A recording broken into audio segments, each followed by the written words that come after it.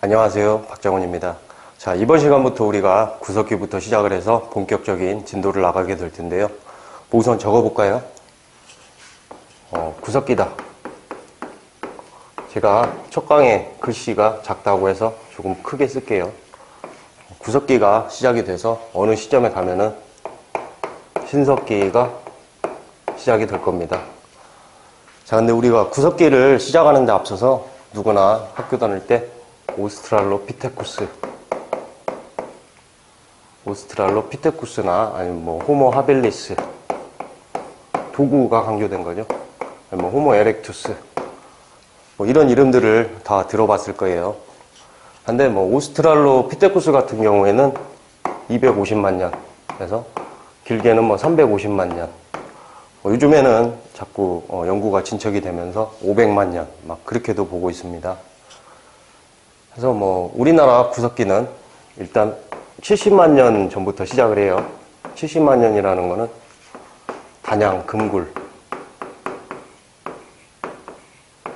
단양금굴이 최고의 유적지인데 단양금굴의 경우가 70만 년으로 추정이 되고 있습니다.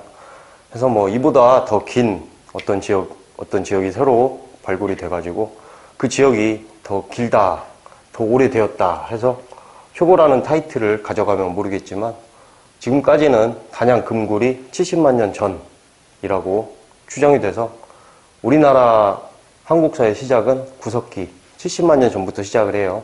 따라서 뭐 오스트랄로피테쿠스 같이 250만 년, 350만 년 전이나 뭐 하빌리스나 에렉투스도 마찬가지입니다. 이런 것들은 세계사 공부를 하면은 공부를 해야겠죠. 근데 한국사에서는 크게 신경 쓰지 않아도 되는 영역입니다. 물론 뭐 호모 에렉투스 같은 경우에는 우리나라 구석기 시대에 살았을 것이다 이렇게 추정은 해요. 추정은 하지만 실제 발견되는 뭐 사람의 화석 그런 것들을 살펴볼 때 에렉투스는 발견이 되지 않고 있기 때문에 한국사 공부를 하시면서는 이런 영역은 공부하지 않아도 된다 이렇게 생각합니다. 그럼 우리나라에서 발견되는 인류는 뭐냐? 호모 사피엔스예요. 호모 사피엔스. 호모 사피엔스를 우리말로 사피엔스인데 슬기사람이다 이렇게 불러요. 슬기사람.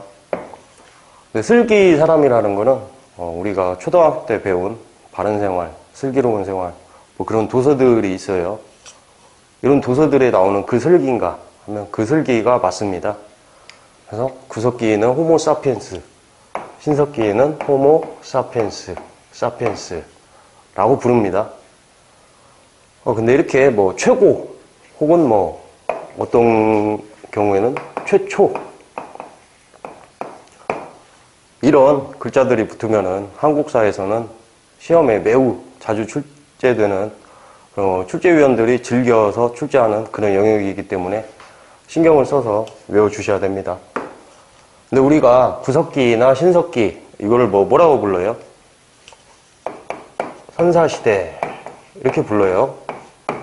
선사시대라고 하는 거는 역사가 있기 이전, 역사보다 빠른 그런 시기를 말합니다. 그래서 뭐 역사시대라면은 우리가 기록들을 보고 뭐 어떤 사건에 의해서 그 사건으로부터 어떤 인과관계, 선후관계 그런 것들이 다 기록이 되어 있고 뭐 주도 세력이 바뀐다든지 그런 일들이 일어나서 그를 기준으로 시대 구분을 할 텐데 우리가 선사시대에는 그런 기준이 없기 때문에 뭘로 구별을 하겠어요? 시대 구분을 뭘로 하겠어요? 천상 뭐 유적지 그리고 유물 그런 것들을 가지고 시대 구분을 할 수밖에 없습니다. 그래서 뭐 구석기도 그렇게 그런 방식으로 시대 구분을 합니다. 어떻게 하는가? 일단 뭐 전기, 중기 이렇게 구분을 할 수 있어요. 전기, 중기, 그리고 후기로 구분을 할 수 있고 구석기 후기가 넘어가면서 제가 뭐 노란 걸로 잠깐 표시를 해볼게요.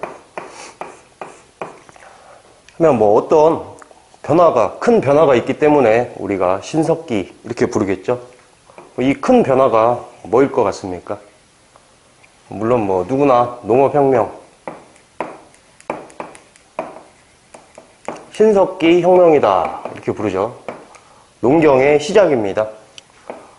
물론 뭐 시작을 했다는 의미지 이때부터 농경이 시작돼서 뭐 농경만 가지고 생존을 할 수 있었는가 하면 그렇지 않습니다. 뭐 여전히 뭐 채집이나 사냥 그런 것들이 중요한 그런 시기였어요. 근데 제가 이렇게 노란색으로 표시를 한 거는 구석기하고 신석기다. 이 사이에 중석기라고 부르는 영역이 있습니다. 근데 구석기하고 신석기를 나누는 가장 큰 기준으로 저는 기온을 말하고 싶어요. 농업혁명이라는 것도 결국에 농작물 같은 것들이 자라기 쉬운 그런 환경이 되었기 때문에 가능했을 겁니다. 근데 이런 기온이 구석기, 후기 혹은 중석기 이렇게 기온이 점점 올라가게 되면서 생물군들이 바뀌고 오늘날 볼 수 있는 한반도 그런 모습을 갖게 되는데요. 제가 이렇게 노란색으로 표시를 한 거는 중석기는 좀 인정 논란이 있어요. 인정 논란이 있고 공무원 시험에서는 중석기를 인정을 합니다. 근데 우리가 시험에서 볼 때 구석기 후기나 중석기 이거를 묶어서 생각하시는 게 편합니다. 중석기를 뭐 인정하지 않는 경우에도 구석기 후기에 기온이 따뜻해지면서 이런 변화들이 일어났다 이렇게 설명을 하고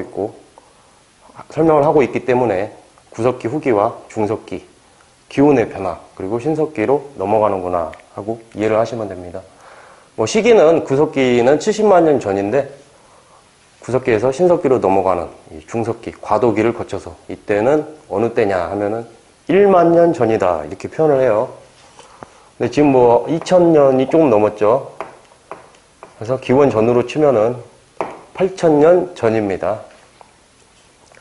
우리가 이렇게 구석기, 전기, 중기, 후기를 나누는 거를 선사시대이기 때문에 기록이 없어서 어떤 기준을 가지고 나눈다. 그 기준이 뭐가 된다고 했어요, 아까? 유물이나 유적. 그런 걸 가지고 연구를 해서 나눈다고 했는데, 여기서는 유적입니다, 유적. 그래서 나누는 기준을 적어주자면, 도구의 제작 방식입니다. 도구의 제작 방식이라는 것은 전기와 달리 중기에 들어가면서부터 도구를 제작하는 방식이 달라져서 중기 때가 되면은 전기에는 볼 수 없었던 무언가가 나오게 되고 마찬가지로 후기에 가면은 전기나 중기에서 볼 수 없었던 무언가가 나오게 된다라는 거예요.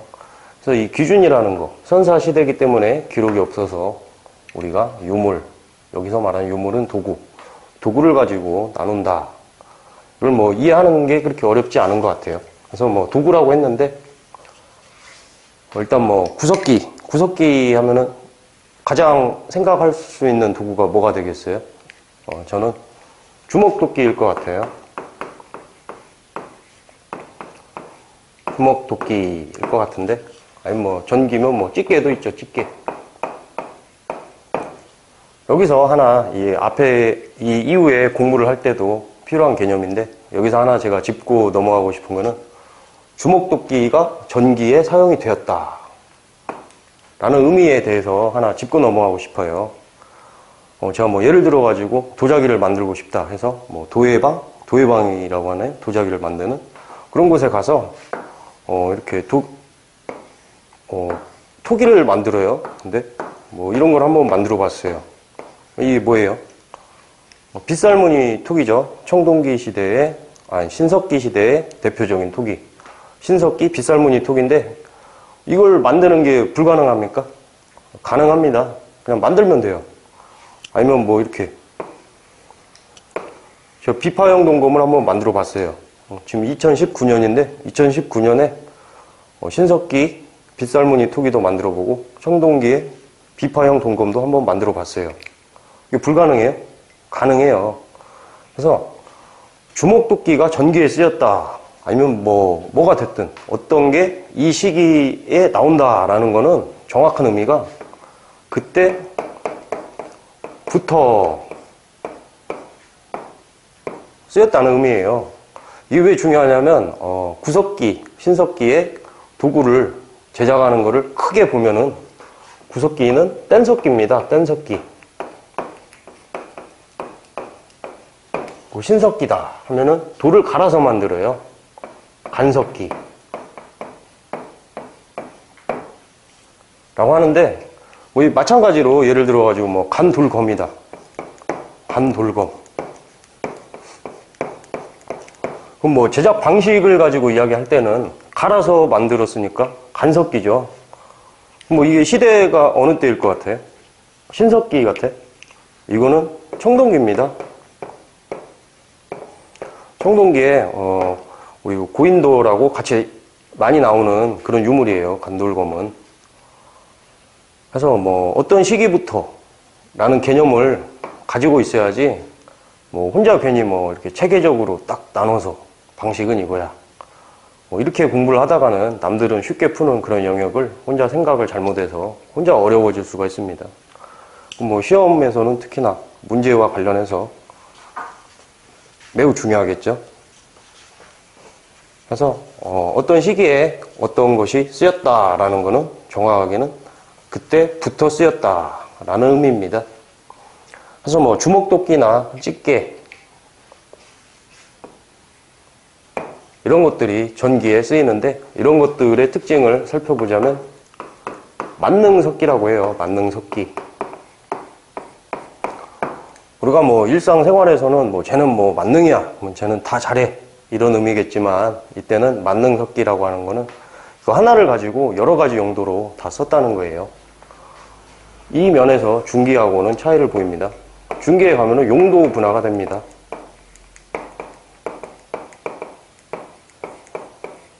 뭐 중기에 갔다고 해서 주먹도끼를 쓰지 않느냐? 씁니다. 중기에 가도. 주먹도끼는 이제 주로 사냥도구로 쓰게 되고요. 중기에 잘 나오는 거는 밀개 혹은 뭐 글개 이런 것들이 있어요. 그 뭐 조리도구입니다. 조리도구. 그래서 하나의 석기가 본연의 용도를 가지는 그런 것들이 등장하기 시작했다는 거예요.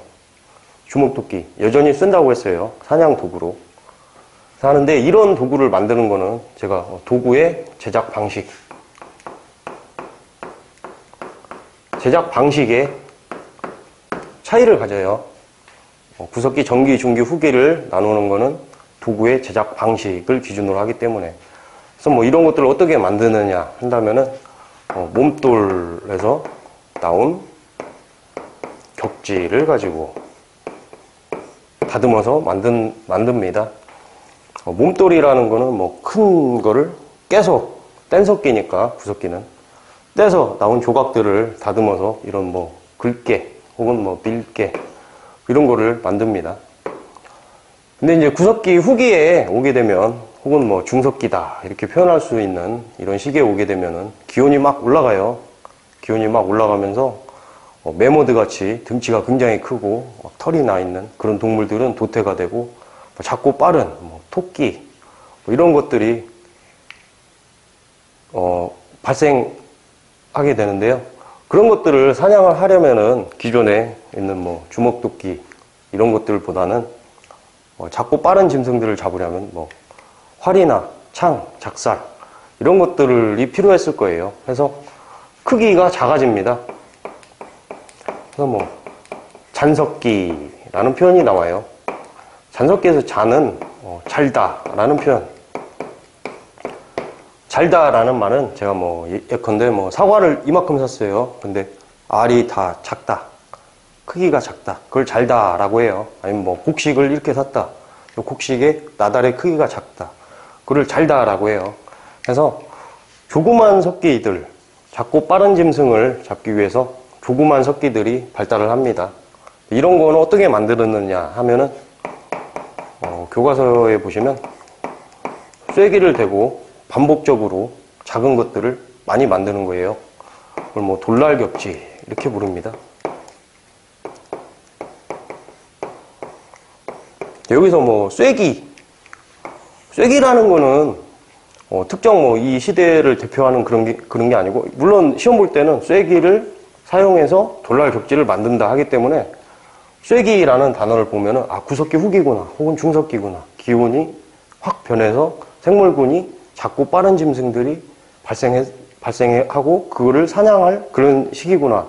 이런 지표로 쓸 수 있는데 쇠기는 그냥 뭐 이렇게 생긴 거예요. 이게 뭐 물건의 종류를 말하는 거예요. 그냥 뭐 이런 식으로 뭐 한쪽이 좀 뾰족하고 뭐 이쪽은 좀 두껍고 해서 쇠기는 우리가 뭐 인터넷에서 뭐 네이버 쇼핑 그런 데서 쇠기를 친다. 뭐 쇠기를 살 수 있습니다. 뭐 플라스틱, 나무가 많은데 뭐 나무 같은 경우에도 구석기에도 뭐 돌이 얇은데 편상형으로 떨어진다. 얇게 떨어진다 한다면 나무를 쇠기 삼아 돌을 쳐서 조그만 조각들을 만들어서 이음도구 연결해서 쓰는 거죠. 이음도구도 굉장히 중요하죠. 이음도구를 만들어서 썼을 것이다. 이렇게 추론을 합니다. 제가 뭐 힌트를 하나 드리고 싶은 거는 구석기 하면은 뭐 이렇게 개자가 붙죠. 끝에 집게, 중기에 가도 뭐 글게, 뭐 밀게 이렇게 붙고 후기에 가면은 순배찌르개라는 게 있어요. 순배찌르개. 순배찌르개도 이렇게 보면은 개가 붙습니다. 끝에 개가 붙는다. 무슨 개가 붙는다. 그러면 이거 구석기예요. 문제 푸실 때 매우 유용합니다. 그래서 개가 붙으면 구석기다. 근데 순배찌르개 같은 거는 이렇게 생겼어요. 이렇게 생겨서 돌로 작죠. 이런 전기나 중기에 비해서 날을 이렇게 세우고 이렇게 해서 이렇게 생기면 막대기에 구멍을 파서 꽂아서 이렇게 쓰는데 이렇게 꽂히는 부분 여기를 순배라고 합니다. 이렇게 만들어 놓으면 일종의 창이죠. 창과 같이 쓸 수 있습니다. 그래서 구석기, 전기, 중기 그리고 후기를 이렇게 살펴봤는데요. 제가 기온의 변화가 구석기와 신석기를 나누는 가장 큰 그런 원인이 된다고 했어요. 근데 제가 이쪽에 지도를 한번 그려봤습니다. 이 지도가 구석기 같습니까? 아니면 신석기 같습니까?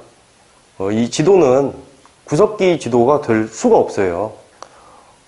왜냐하면 구석기 기온이 특징이 춥죠. 엄청나게 추워요. 춥다.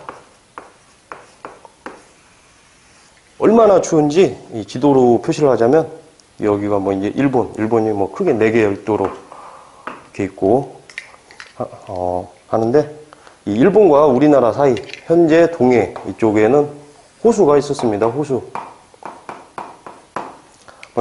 서해는 뭐 깊지 않죠. 이쪽은 땅이었습니다. 바다는 어디 있는가? 바다는 뭐 한 이 정도 있어요. 바다는 이 정도 있고 제주도가 이 정도 있겠죠. 제주도가 있는데 얼마나 추운지 해수면이 지금하고는 너무나 달라요.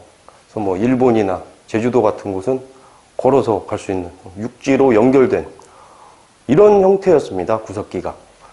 그래서 제가 칠판을 지우고 구석기와 신석기에 대해서 그리고 이 기온 변화 그리고 구석기, 신석기에서 특히나 중요한 건 유적지예요. 제가 아까 최고나 최초 이런 게 붙으면 굉장히 중요하다고 했습니다. 그래서 제가 칠판을 지우고 계속 진행하겠습니다. 네, 제가 칠판을 지워봤는데요. 이제 뭐 신석기가 조금 쓸 내용이 많은 것 같아서 많이 지워봤어요. 신석기. 구석기는 호모 사피엔스, 신석기는 호모 사피엔스죠. 번역을 한다. 슬기 사람이죠. 슬기 사람. 근데 구석기는 이렇게 동해 아닌 호수고 바다가 이쪽에 있는 이런 지형이라고 했어요.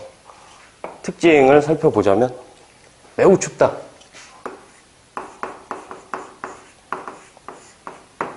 고 했고 기온의 변화에 따라서 많은 일들이 일어납니다. 근데 너무 추우면은 거주지가 어떻게 되겠어요? 자연스럽게 동굴일 거예요. 동굴. 아니 뭐 바위 그늘이라는 표현도 나오는데 바위 그늘이라는 거는 찾아보시면 돌로 왼쪽, 오른쪽이 막혀 있고 위에도 막혀 있고 뭐 이렇게 해서 실질적인 모양은 뭐 깊이가 그렇게 깊지 않은 뭐 준동굴 그 정도의 형태입니다. 그래서 동굴이나 바위 그늘이 있고요. 이동생활입니다.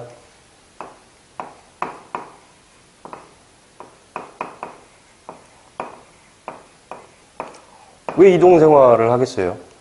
이때 뭐 채집이나 사냥 이런 것들을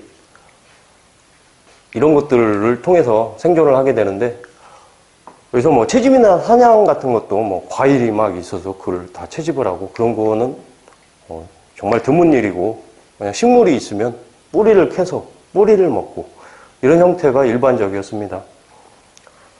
그래서 어느 지역에 이렇게 거주를 하다가 일시적 거주겠죠.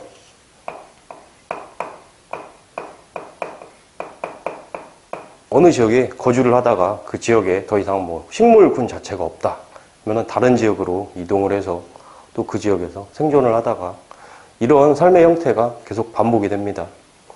근데 우리가 유적지가 굉장히 중요하다고 했어요. 근데 유적지를 외우는 게 이제 구석기와 신석기를 구별하는 게 첫 번째 문제고, 두 번째 문제는 각 유적지마다 특징들이 있는데 그런 것들을 외우는 게 두 번째 문제입니다. 그래서 뭐 최초, 최고 이런 표현들이 붙는 지역이면은 신경 써서 외워주셔야 한다고 했습니다. 근데 춥다 해서 기온이 올라간다. 그럼 기온이 올라가면은 뭐 동물도 작고 빠른 짐승들이 생기겠지만 농경에 적합한 환경이 됩니다. 근데 뭐 농경의 특징이 뭐예요? 우리가 뭐 채집이나 사냥 그런 거는 획득물이 바로바로 나와요. 나가서 채집을 해 오면 되고 동물을 뭐 잡아오면 되고 이렇게 뭐 바로바로 이게 가능한데, 농경의 특징이란 거는 어떤 시기에 씨를 뿌려서 이걸 계속 관리를 해서 어떤 시기가 되면 그게 한 번에 나와요. 그러겠죠. 농경 생활을 하면서 정착을 합니다.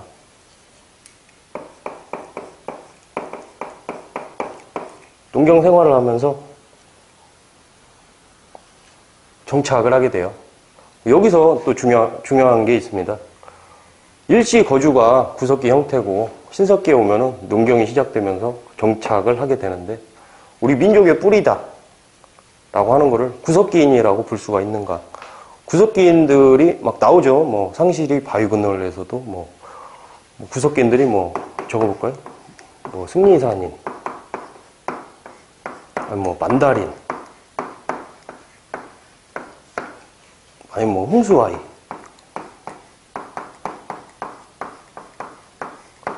뭐 청원 두루봉 동굴에서 나온 홍수아이, 아니면 뭐 만다린이든 뭐 승리산일이든, 아니면 뭐 상실이, 단양 상실이,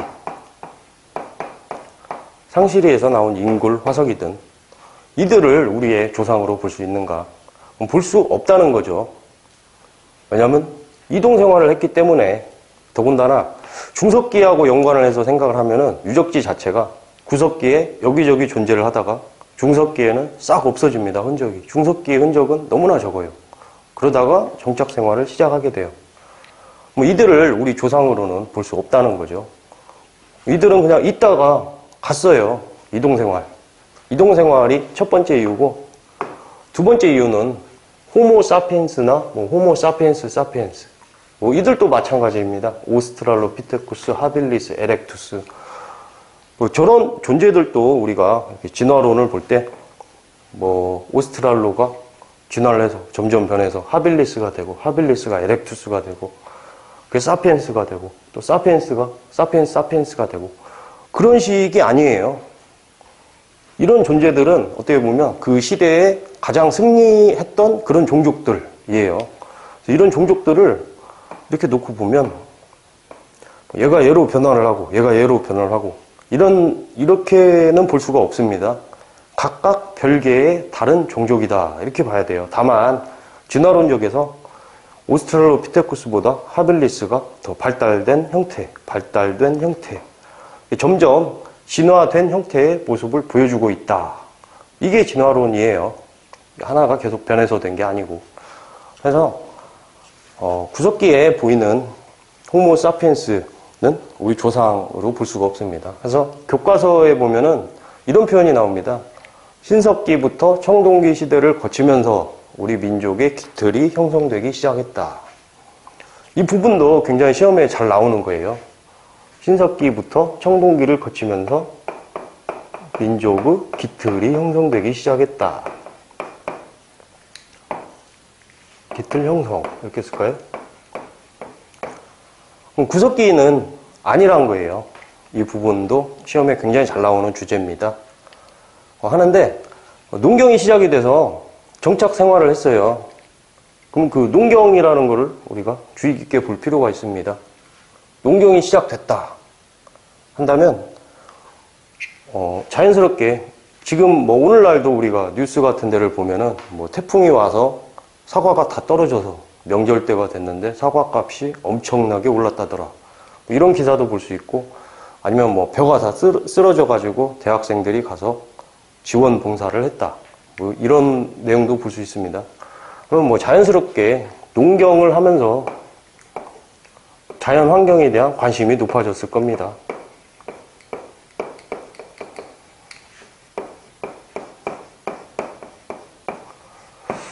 근데 제가 예전에 뭐 만화를 하나 보니까 이렇게 식빵이 있어요. 식빵. 식빵이 이렇게 있는데 식빵이 눈도 달리고 발도 있고 손도 있어요. 말도 하고 막 그래요. 이걸 뭐라고 불러요? 이거를 애니메이션이라고 불러요. 애니메이션.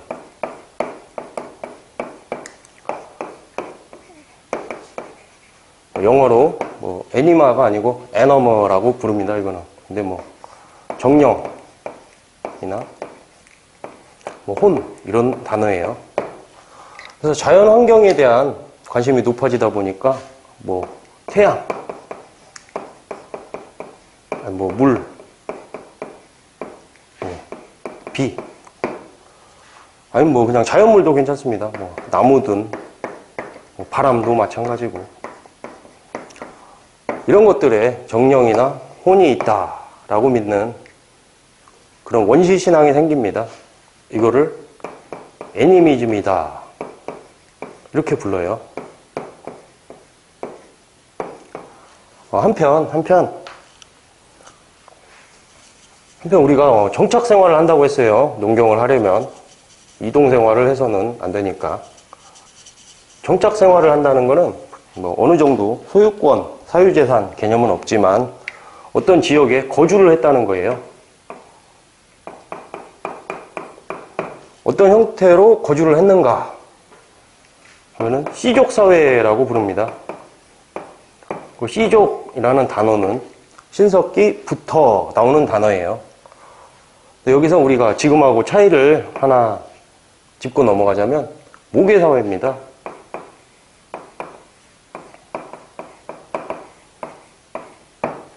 부계사회는 이제 청동기에 가서 전쟁이 시작되고 하면서 그때 나오는 거고, 이때 모계사회라고 한다는 거는 우리가 부계사회를 뭐 아버지의 아버지, 할아버지의 할아버지 이런 표현을 막 쓰죠. 근데 모계사회라는 거는 어머니의 어머니, 뭐 할머니의 할머니 이런 표현이 맞다는 거예요. 무슨 말이냐면 내가 태어났다. 그럼 내가 속한 씨족은 어딘가?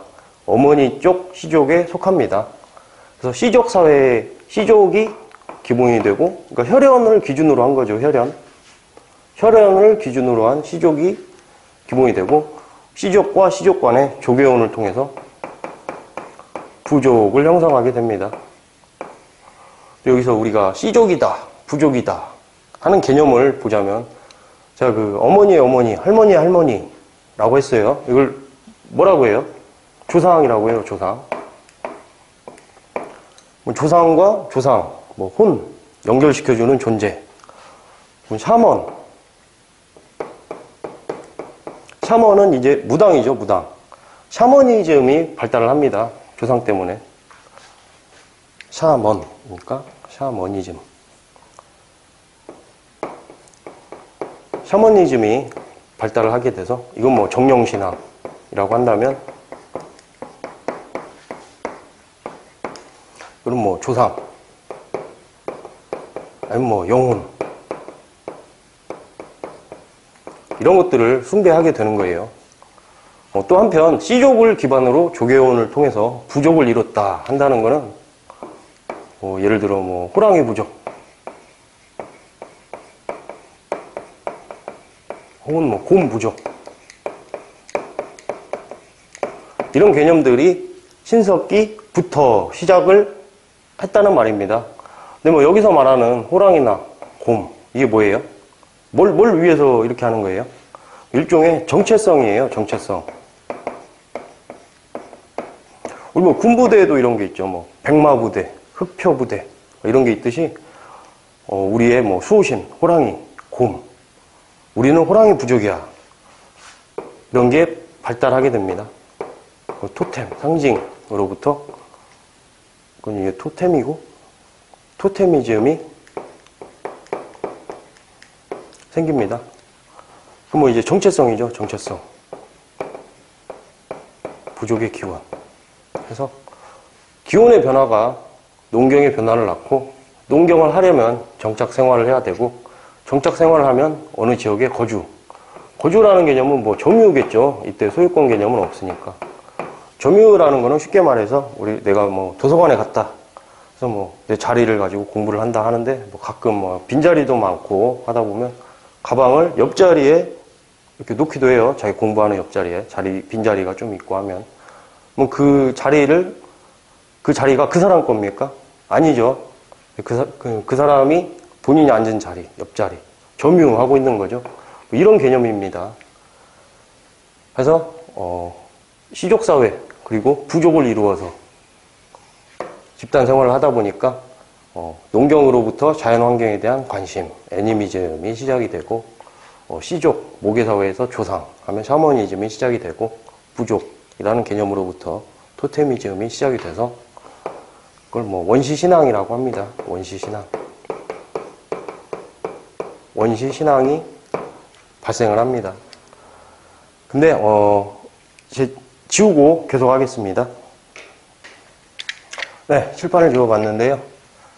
이 농경이 시작되고 정착을 했다. 또 기온이 올라갔다. 해수면이 올라갔겠죠.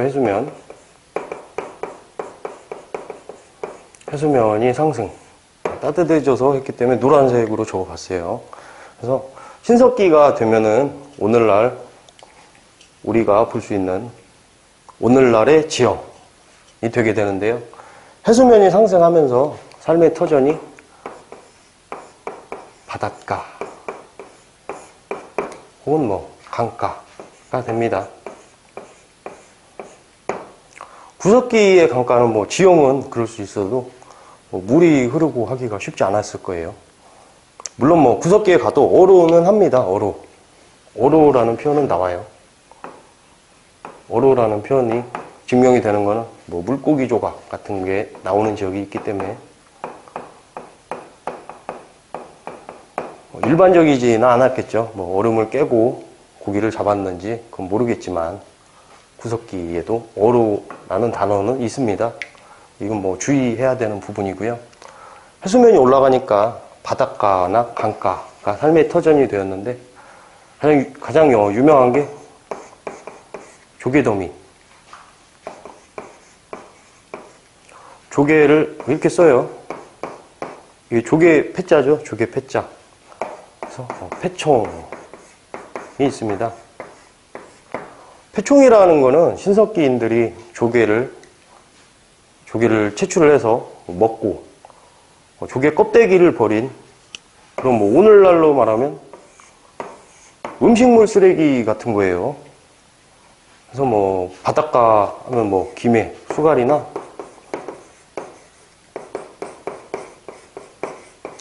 아니면 부산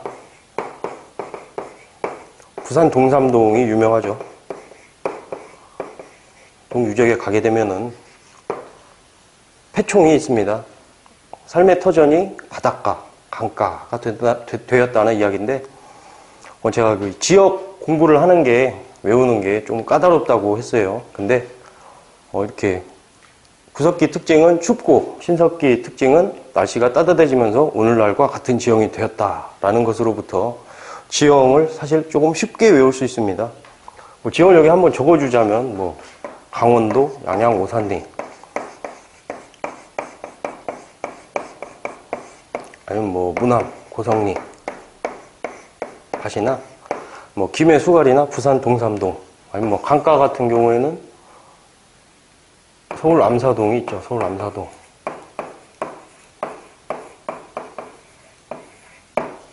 이 있습니다. 그리고 농경 같은 경우에는 쌀농사가 아니죠.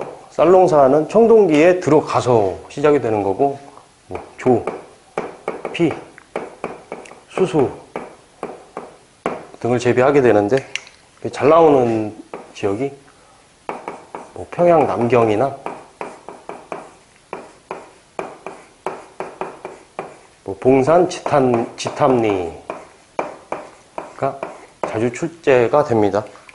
그래서 뭐 이렇게 저는 남지 이렇게 외우고 있는데, 이 지역은 신석기 시대다라는 내용으로도 잘 출제가 되고, 여기는 탄화된 좁쌀이 나왔어요. 쌀이 나온 게 아니고 그 부분을 가지고 장난을 잘 치기도 합니다. 근데 이런 지역들을 외우는 데 있어서 사실 이 지도를 생각하면은 그렇게 어렵지가 않아요.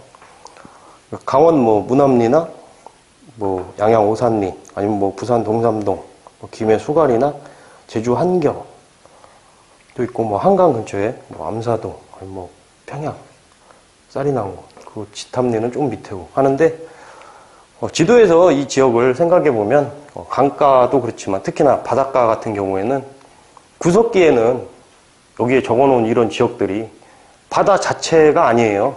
육지죠. 구석기엔 여기 호수가 있고, 폐총 같은 경우도 폐총이 지금 뭐 여기 부산 동삼동에 폐총이 있다 한다면, 구석기는 이게 생각하기가 굉장히 어려워요. 왜냐하면 바다가 뭐 이 정도나 있는데, 뭐 물론 조개라는 거는 이렇게 뭐 남극 바다 같은 밑에도 삽니다. 남극같이 굉장히 추운 그런 지역에도 살고 있고, 수심이 막 엄청 깊은 곳, 그런 곳에도 삽니다.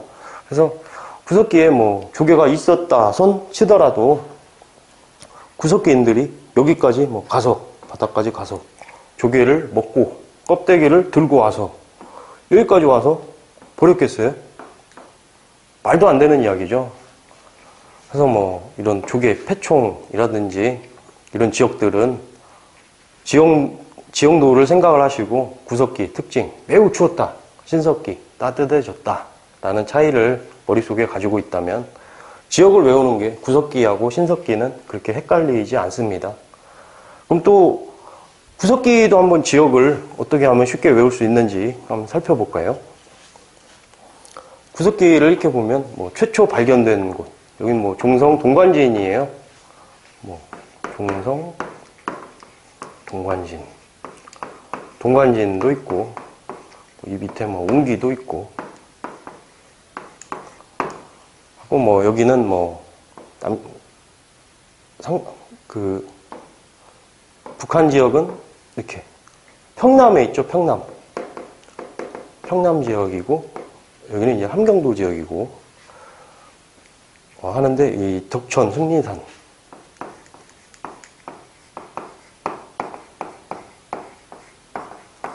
이나 아니면 상원 고모모르 동굴,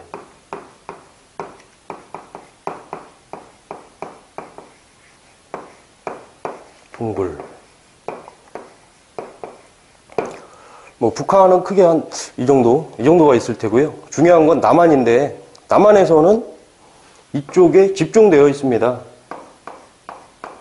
충북, 충남에 집중되어 있어요.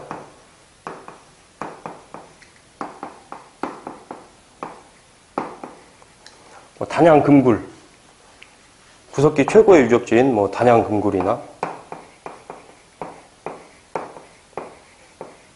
뭐 상시리, 뭐 수양계, 두루봉,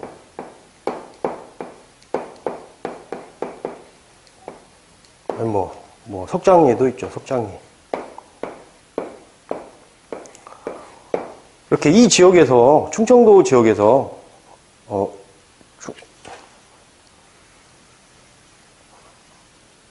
충청도 지역에서 이렇게 집중적으로 나옵니다. 이유가 뭐겠어요? 뭐 이유가 있겠죠. 충청도 지역이 석회 지역이에요. 석회암 지역. 그래서 뭐 이렇게 비가 내리고 시간이 지나고 하면은 녹아서 안쪽에 석회 동굴이 잘 형성되는 그런 지역입니다. 하다 보니까 거주하기가 날씨가 매우 춥기 때문에 이런 동굴들에 살다 보니까 동굴이 많은 충청도 지역에 자연스럽게 구석기 유적지가 많이 형성이 되는 겁니다. 또 한편 이쪽 경기도도 있죠. 경기도 뭐 남양주 호평도 있고, 아니 뭐 연천 전국리 주먹도끼도 있고 하는데 제가 지우고 계속 하겠습니다. 네, 이제 지워봤는데요. 지운 이유는 이제 거주지에 대해서 조금 더 설명을 하기 위해서 지워봤습니다. 근데 제가 그 주먹도끼는 하나 짚고 넘어가고 싶어요. 주먹도끼. 구석기 전기죠. 가장 원시적인 그런 건데, 주먹도끼나 뭐 전기의 집게도 생각을 할 수가 있고, 아니 뭐 전기 뭐 뼈도구도 있습니다. 뼈도구. 골각기라고도 하는데, 뼈도구는 뭐 가장 쉽게 생각할 수 있는 그런 도구예요. 뼈도구, 구석기부터 썼겠죠, 당연히. 뭐 큰 동물을 사냥을 해서 뼈가 나왔다. 뼈도구, 구석기부터 썼겠죠, 당연히. 근데 주먹도끼를 강조를 한 거는 우리나라 지금 뭐 구석기 유적지를 하고 있는데, 연천, 전곡리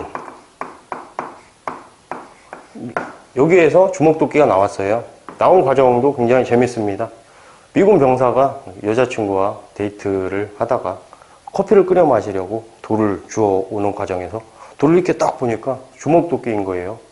이제 처음에 이해가 안 갔는데, 뭐 저 같은 사람은 주먹도끼다라고 해야 주먹도끼인가 보다, 그렇지, 이렇게 구별하는 게 쉽지는 않거든요. 근데 어떻게 해서 미군 병사가 주먹도끼를 주먹도끼인 줄 알았는가 하면은 그 병사가 전공이 고고학이었대요. 미군에 입대하기 전에. 그래서 이 주먹도끼는 굉장히 잘 나옵니다. 이유는 모비우스라는 학자가 있어요. 모비우스라는 학자가 있는데, 모비우스가 이런 가설을 세웁니다. 주먹도끼란 거는 유럽의 문명이지 너네는 찌개 문화야. 쉽게 말하면 너네는 주먹도끼가 없는 조금 떨어지는 그런 문명이야 라고 했었는데, 주먹도끼가 딱 발견이 되면서 모비우스 가설이 무너지게 되죠. 그래서 우리나라보다 더 넓은 개념, 동아시아에서 주먹도끼가 나온 겁니다. 그래서 주먹도끼가 연천 전국리에서 나왔다라는 거는 굉장히 잘 출제되는 영역이에요. 저 같아도 제가 뭐 역사학자다, 출제를 한다 하면은 이렇게 출제할 것 같습니다. 굉장히 좋아할 것 같아요, 이 부분을. 그래서 뭐 덕천 승리산인이나 뭐 유적지 보면 이름이 뭐 동굴이죠. 동굴, 뭐 금굴.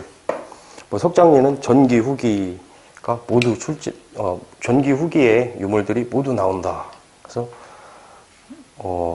이런 지역들을 외워 주셔야 되는데, 특히 뭐 이 중에서도 두루봉 하면은 흥수아이가 나왔죠. 흥수아이. 청원 두루봉 구석기에. 뭐 어린아이인데 발견한 사람이 김웅수 씨입니다. 그래서 김웅수 씨가 발견한 흥수아이. 장례식 흔적이 있어요. 국화꽃. 왜 국화꽃인가 생각을 하면은, 국화꽃이라는 게 봄, 여름에 피는 게 아니고 가을도 가을에 들어간 다음에, 그러니까 날씨가 추워져야 피는 꽃이에요. 국화꽃이. 그래서 뭐 이 시기에, 구석기 시대에 국화꽃이든 뭐 다른 꽃, 어떤 꽃을 구한다. 꽃을 구하는 것도 힘들었겠지만 그 와중에 구할 수 있는 꽃이었다. 국화꽃이 자연스러운 것 같아요. 그래서 이런 지역들, 신석기하고 구석기에 대한 이런 지역들을 공부를 하면서 이런 기온 변화로 인해서 신석기에는 강가나 바닷가 위주로 형성이 되었다를 생각을 하시고, 구석기에는 동굴을 생각하시면 특히나 충청도 지역에 몰려있다. 여긴 뭐 다 충북이 많죠. 그리고 충남인데, 그거를 기억하시면, 전제로 기억을 하시면서 공부를 하시면 암기하기가 쉬울 것 같습니다. 근데 뭐 동굴에만 살았는가, 바위 그늘에만 살았는가, 하면은 그때 가서는 막집도 집니다. 막집. 이름이 왜 막집이에요? 막집. 막 지은 집이에요. 왜 막 짓는가? 갈 거니까. 이동생활이니까. 이동생활이니까 막 집을 지어요. 그러다가 거주를 하게 되면서 이제 좀 잘 지어야겠죠. 움집을 짓습니다. 신석기에 오면은 움집을 짓는데 약간 땅을 파고 지어요. 지상 가옥화가 되는 거는 신석기 이후에 청동기, 철기를 지나면서 점점 올라옵니다. 형태가 어떻게 생겼는가 하면은 원형이나 모가 둥근 장방형이에요. 뭐 거의 원형 가까운 거겠죠. 뭐 한 이 정도겠죠. 남쪽에 출입구를 냅니다. 가운데에는 화덕이 있죠. 화덕이 존재를 하고 농경이 시작되면서 어떤 필요성이 생긴다고 했어요? 저장. 왜 저장이 필요한가? 사냥이나 채집은 한 번에 나오는데 농경은 관리를 쭉 하다가 어느 시점 되면 확 나오기 때문에 어느 정도는 먹고 어느 정도는 내년을 위해서 남겨두고 하려면은 저장의 필요성이 농경으로부터 생깁니다.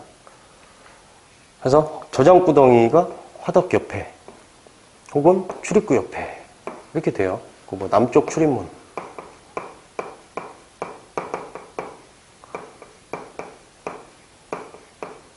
남쪽 출입문은 뭐 생활의 지혜겠죠. 생활의 지혜라고 볼 수 있고, 여기서 이제 중요한 게 저장이 있는데, 저장의 필요성으로부터 토기가 나옵니다. 토기. 구석기는 토기가 없어요. 뭐 이동생활을 하는데 무슨 토기를 들고 다니겠어요? 또 뭐 토기에 저장을 하고 말고 이전에 생존하는 게 문제입니다. 먹을 게 없어요. 그런 상황에 토기를 생각하는 건 쉽지 않습니다. 그래서 구석기하고 구별이 돼서 우리가 하나 생각해야 될 게 토기인데, 토기는 두 문자를 따서 외웁니다. 이던, 놀, 빛. 저는 뭐 이렇게 외우고 있습니다. 이 이상도 뭐 토기가 있지만 가장 중요한 거는 이거 4개예요. 신석기에 나오는 토기다 하면 이 4개입니다. 이, 덧, 놀, 빛을 이 글씨를 반드시 외워주셔야 되고요. 최초의 토기다 한다면 이른 민문이 토기예요. 한번 적어볼까요?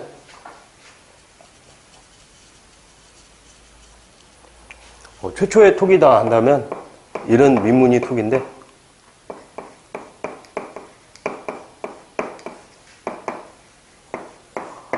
이걸 뭐 영어로 쓸 때는 이른 민문이 토기다 이거를 plain pottery 이렇게 써요. 그냥 이것만 쓰면은 민문이 토기입니다. 근데 민문이 토기는 이 이후 시대에 청동기에 가면은 대표적인 토기가 되기 때문에 우리가 선사시대를 공부를 하면서 기록이 없기 때문에 유물을 가지고 시대를 추론해 본다 했는데, 가장 빠른 토기는 뭐겠어요? 일단 토기를 만들어야죠. 뭐 무늬를 넣고 뭐 이쁘게 해보고 이런 건 그 다음 문제고, 가장 빠른 그런 토기의 형태는 그냥 토기입니다. 그러다 보니까 이 뒤에 나오는 민문이 토기하고 구별의 필요성이 생겨요. 그래서 이른 민문이 토기는 early plain pottery 이렇게 불러요. 영어에서는. 이거를 붙여준 거예요. 구별을 위해서. 뭐 early bird 그런 것도 있죠. 항공권을 막 엄청 싸게 팔고 이런 것도 있는데, 이렇게 이른 민문이 토기에서 시작을 해서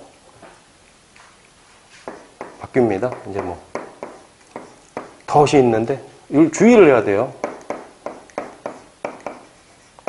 기가 있고, 눌러찍기 무늬 토기나 빗살 무늬 토기, 이거는 뭐 그렇게 헷갈리는 부분이 아닙니다. 특히나 주의를 해야 할 게 덧무늬 토기입니다. 덧무늬 토기의 표현을 보면은 교과서 표현을 보면은 덧띠를 붙인 이런 표현이 나와요. 덧무늬 토기. 근데 이걸 왜 주의를 해야 되냐면, 뒤로 가게 되면은 덧띠 토기다 이런 토기가 또 따로 있습니다.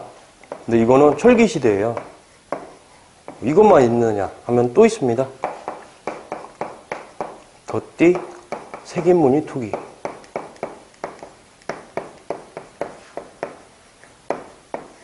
이건 청동기의 가장 이른 시대를 대표하는 토기입니다. 그래서 앞글자만 따서 외웠을 때 가장 문제가 되는 게 덧이에요. 덧이 붙는 것들.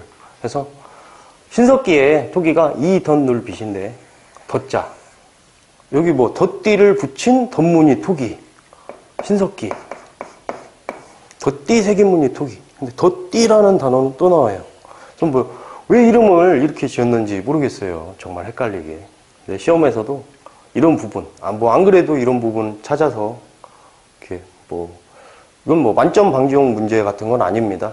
어느 책이나 나오는 너무나 기본적인 내용이지만 공부를 좀 어설프게 한 사람들은 굉장히 헷갈릴 수 있는 그런 부분이에요. 그래서 이 부분을 절대 틀리지 않게 덧자가 들어가는 토기는 지금 뭐 신석기를 하고 있지만 덧자는 특히 외워주자 이런 이야기를 하고 싶습니다.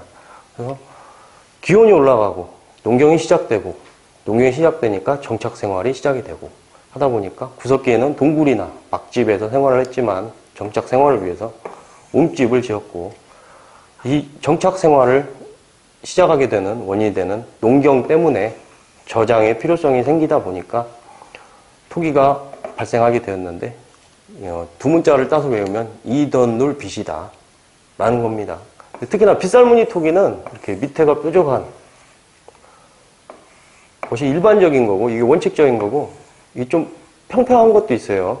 평평한 것도 있는데 이거는 예외적인 겁니다. 그래서 일반적인 건 이건데 밑이 이렇게 뾰족하다라는 특징으로부터 우리가 강가나 바닷가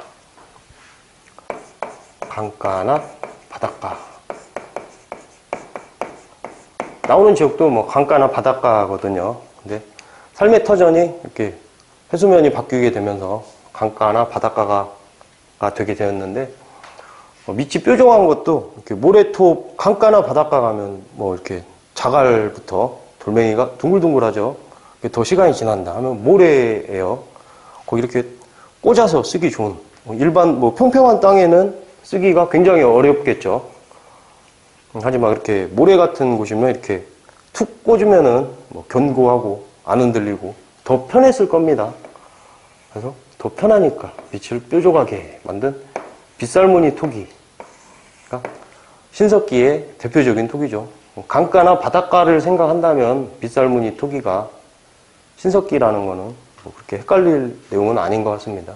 눌러찍기 무늬 토기는 뭐 압입문 토기다 라고도 하는데 우리가 이 한자식 표현을 예전 좀 오래된 시험들에는 나왔어요. 근데 요즘에는 지방지기에는 가끔 나오고 좀 잘 안 쓰는 경향이 있습니다.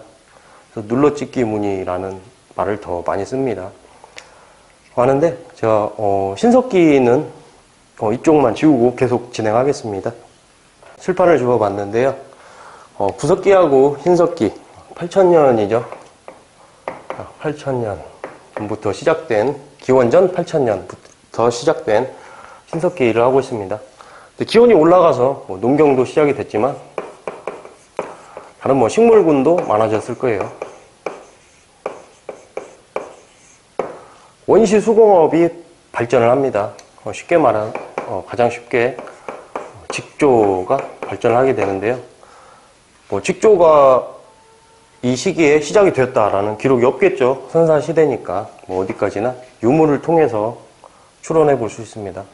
그럼 가락바퀴 혹은 뼈바늘 이런 것들이 그것인데요. 가락바퀴는 어떻게 생겼냐면 이렇게 해서 이렇게 무늬가 좀 있고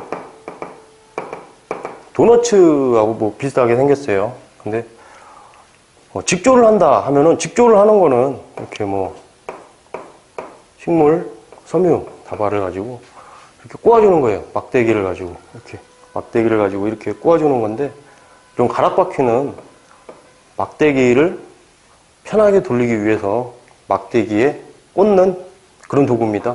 우리 드라이버를 생각하면 굉장히 쉬워요. 이렇게 드라이버가 이렇게 있죠. 있는데 드라이버로 이렇게 돌린다 하면 손잡이가 크면 클수록 좋아요. 적은 힘으로 돌릴 수 있으니까. 뭐 일종의 지렛대의 원리인데, 그리고 손잡이가 없이 가운데 힘만 가지고 돌린다면 굉장히 힘들 거예요. 뭐 꽉 쥐어진 거는 풀지도 못할 거고. 마찬가지입니다. 이렇게 감을 때 쓰는 드라이버 손잡이 같은 그런 게 가락 바퀴입니다. 뼈바늘. 뼈 도구다 한다면은 골각기라고도 하죠. 골각기. 그럼 뭐 구석기 전기부터 당연히 쓰인 뼈를 가지고 몽둥이 같이 썼다. 뭐 이런 개념이고, 뼈 바늘이잖아요. 이런 걸로 직조 생활을 했을 것이다 추정을 합니다. 그래서 뭐 뭘 만들었냐, 뭐 의복이나 뭐 그물 이런 거를 만들었을 것이다 추정을 하는데, 특히나 뭐 이제 옷과 관련을 해서 하나 살펴보자면, 제가 그 어린이 박물관에 가면 이렇게 어린이들만 있는 곳에 간 적이 있는데, 이렇게 메모드가 이만하게 있고 옆에 사람이 이렇게 있어요. 사람이 이렇게 있는데, 뭐 표현하고자 하는 게 메모드랑 같이 있으면 구석기인이겠죠. 메모드는 구석기에서 신석기로 넘어가면서 작고 빠른 짐승들이 막 나오는 그 시점, 그때 도태가 돼서 멸종을 했으니까 그럴 텐데, 이 사람을 보면은 뭐 밑에 이렇게 작은 뭐 거의 뭐 팬티 정도 크기의 뭔가를 입고 위를 다 벗고 뭐 딱 이렇게 다니고 있어요. 메모드 옆에서. 근데 그게 기온이 동해안은 호수고 서해는 땅이고 이 정도 기온에서 우통을 이렇게 벗고 다닌다. 말도 안 되는 겁니다, 이거는. 구석기인들은 옷이 가죽이에요, 가죽. 가죽 옷이고, 직조를 해서 옷을 만들어 입었을 것이다 라는 거는 신석기일 수밖에 없습니다. 지금도 뭐 겨울에 그냥 직조가 아니라 뭐 현대 기술로 만든 이런 옷을, 제가 지금 입고 있는 옷을 입고 밖에 나간다, 뭐 견디기가 굉장히 힘들었을 거예요. 그래서 그런 생각을 한다면 직조라는 거는 신석기일 수밖에 없는 그런 영역입니다. 가락바퀴, 뭐 뼈바늘 이런 도구들이 있고요. 농경이 시작되면서 농기구가 필요했겠죠. 근데 뭐 당연히 석기였을 겁니다. 석기. 돌괭이, 돌삽, 돌보수 이런 것들이 있는데, 특히나 농기구라고 적어볼까요? 특히나 농기구는 이후에도 뭐 청동기가 됐다. 청동 농기구는 없습니다.